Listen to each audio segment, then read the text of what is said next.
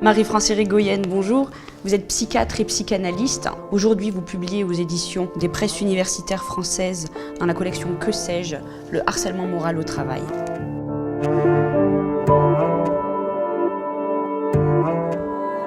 Alors l'intérêt du livre publié il y a presque 15 ans, c'était que c'était la première fois qu'on parlait de santé mentale dans le Code du travail. Ce livre avait ouvert les yeux sur une souffrance cachée, très difficile à dénoncer, et ça a donc été pris en compte par la loi.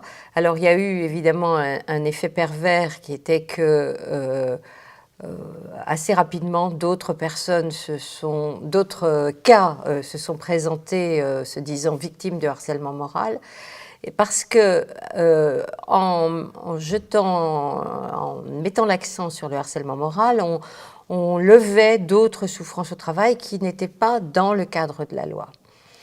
Alors d'ailleurs, ça a permis de parler progressivement du stress, on en parlait un peu mais de façon assez banalisée, des risques psychosociaux en général et au fond tout un malaise général des personnes sur les lieux de travail.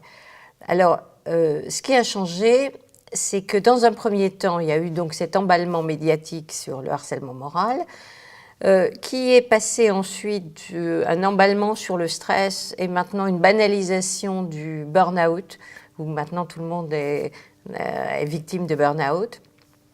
Mais entre-temps, la Cour de cassation a repris la définition du harcèlement moral pour en préciser les contours.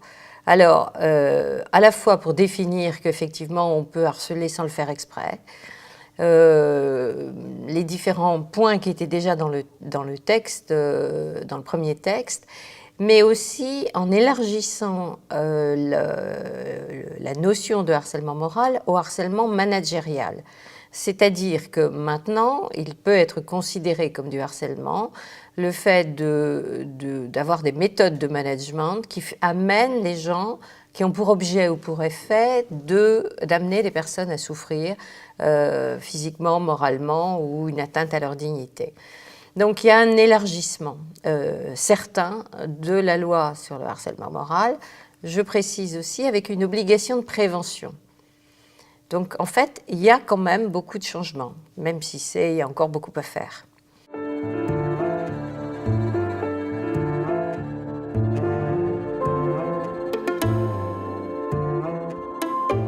L'obligation de prévention mise en place par la loi a amené des entreprises à vouloir se prémunir. Alors, pour certains dirigeants qui ne se sentaient pas très concernés, ils ont pu faire appel à des cabinets extérieurs et demander un plan de prévention tout fait, clé en main, et donc ils ne se sentaient pas vraiment concernés.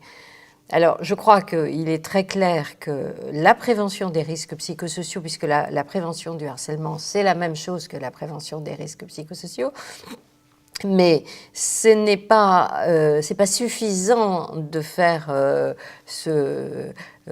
intervenir un cabinet extérieur. Je crois qu'il faut repenser le management.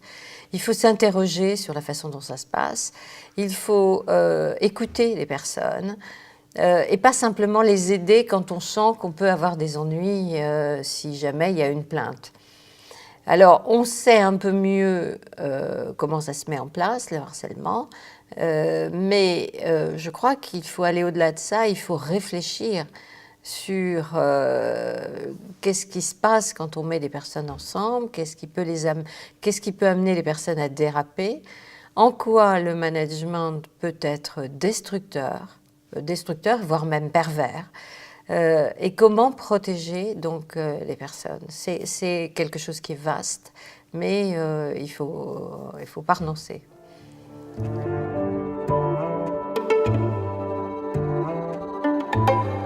Il y avait eu à un moment une disposition qui était intéressante, qui était de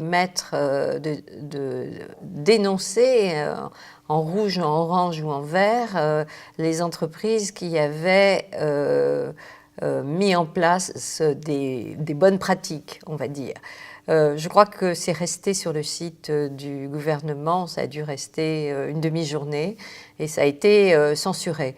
Je crois qu'il faut pouvoir dénoncer réellement, officiellement, les entreprises qui ne respectent pas ces obligations.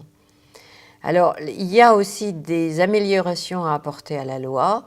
Je l'ai dit, la Cour de cassation a déjà remis les choses en place, un peu sous la pression européenne aussi. Mais je crois qu'il faut aussi affiner cette loi. Je pense en particulier qu'elle s'applique très très mal au Code de la fonction publique et encore moins à l'armée. Donc il y a encore à faire.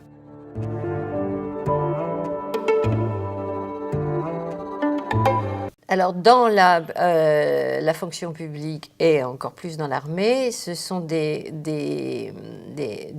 du harcèlement beaucoup plus insidieux, beaucoup plus prolongé, puisqu'on n'a pas les moyens de le dénoncer, puisqu'il faut passer par la voie hiérarchique. Et si c'est votre supérieur hiérarchique qui vous harcèle, ou si c'est le système lui-même, on va vous mettre de côté, on va vous mettre au placard, ou alors on va vous suggérer très fortement, avec des menaces de vous mettre en arrêt maladie parce que c'est vous qui posez un problème. Donc je crois qu'il y a encore énormément à faire, mais quand même, c'est important qu'il y ait eu cette loi.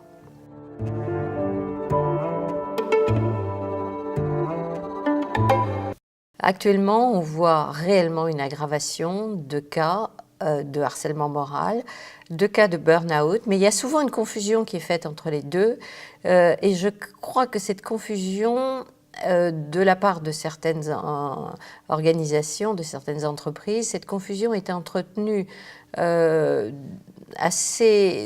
façon plus ou moins consciente pour banaliser, puisque le burn-out n'est pas sanctionné par la loi alors que le harcèlement l'est. Donc au fond, on met un peu tout sous le vocable burn-out.